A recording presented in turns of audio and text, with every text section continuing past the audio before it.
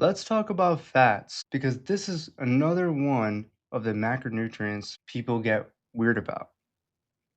Some people are still scared of fat, and every yogurt on the shelf has to say fat free to look healthy. People think if they avoid fats from their diets, then they'll lose all their fat. Other people went the opposite direction and now act like if you pour enough butter into your coffee, you've unlocked some secret to metabolism.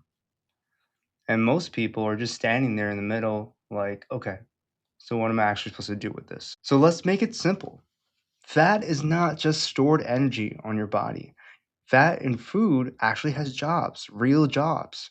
It helps build cell membranes. Your brain needs it. Your hormones depend on it. Your body uses fat to absorb certain vitamins that it definitely needs. Vitamins A, D, E, and K, which means you can eat healthy food all day, but if there's no fat in that meal at all, your body doesn't absorb some of these nutrients as well. That already makes fat more important than people realize. You can eat a meal that actually looks healthy on paper and still feel like something's missing. You finish eating, but your brain is still kind of walking around like the kitchen. You're not exactly starving, but your body isn't settled either. You start picking a little more of this, a little handful of that. Something sweet sounds good, something crunchy sounds good. And now you're confused because you have no idea what you just ate or you just overate. A lot of the times, that's not a discipline problem, that's a satisfaction problem, and fat is part of that.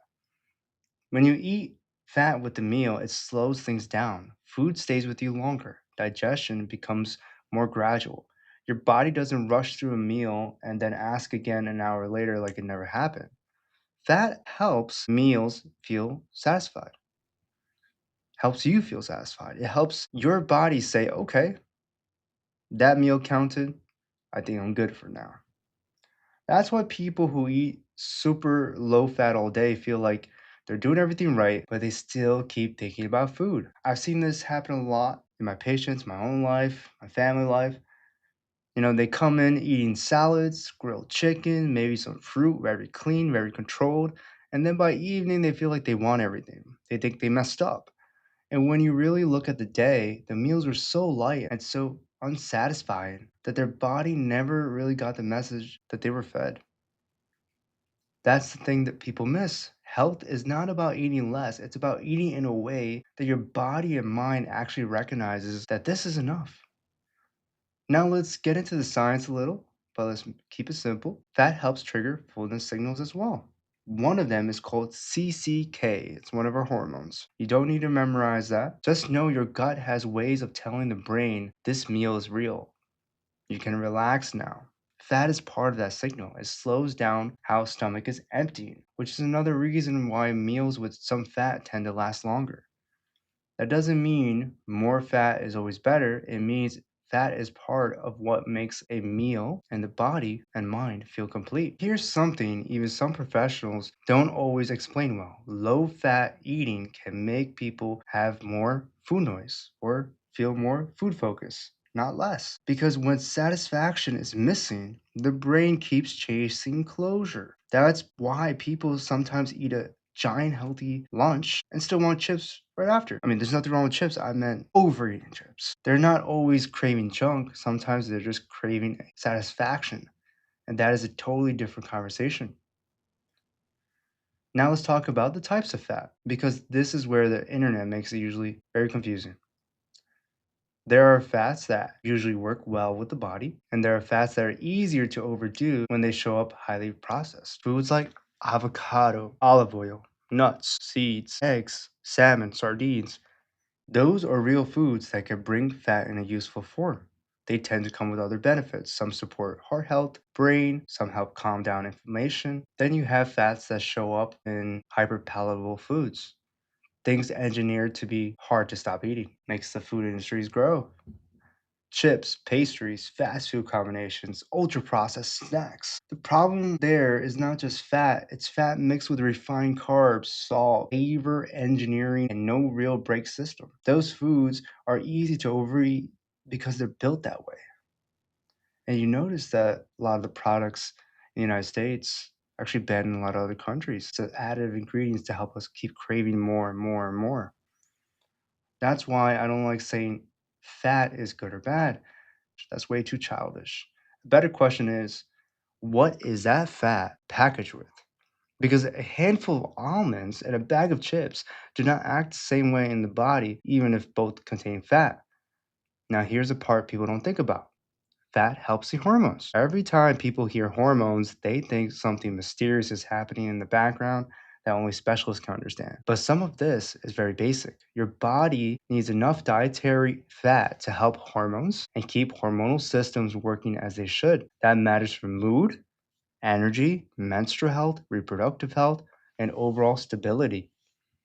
So when people start cutting fat aggressively for long periods, sometimes they don't just get leaner, they get more irritable, less satisfied, more obsessed with food, and in some cases, hormonally off. That does not mean high fat everything is the answer. It means the body likes balance more than extremes. And I think this is where fat teaches us something bigger about food. A meal is not supposed to just fill your stomach, it's supposed to calm your system. You can eat something very low calorie, very healthy looking, and still feel that food noise afterwards. That means there's something missing. And obviously, it can mean, you're dehydrated, maybe you're lacking protein or carbohydrates, and you want to keep all these things in your mind. A little fat in the right place can completely change everything.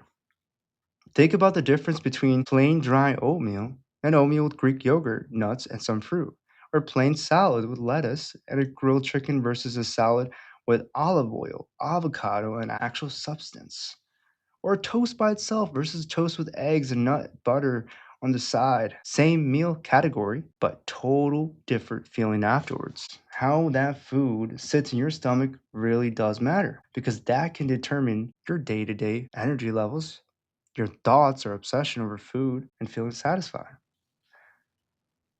Now, I want to say something else that gets missed a lot. Fat is not quick energy, it's slower, more long lasting. That's why meals with some fat tend to help people feel more steady over time. Not wired, not spiked, just steady. And for a lot of adults, especially people living in high stress environments, steady is way more useful than making food dramatic or life dramatic. This also explains why people say, I'm eating clean, but I'm still snacking all day. A lot of the time, the meals are too low in protein or both. So the person is technically eating, but the food is never really sitting well in their stomach and affecting their hormones correctly or signaling to their brain, hey, I'm full. They're grazing because their system's still looking for something it can hold on to. Now, that does not mean start dumping oil on everything and calling it health. No, because fat is more dense. It has more calories per gram than protein and carbs. 1 gram of fat is about 9 calories. That's not a reason to fear it, it's just a reason to respect it. A little can go a long way, enough to create satisfaction. Not so much that the meal becomes heavy and easy to overshoot without noticing. This is where common sense still matters.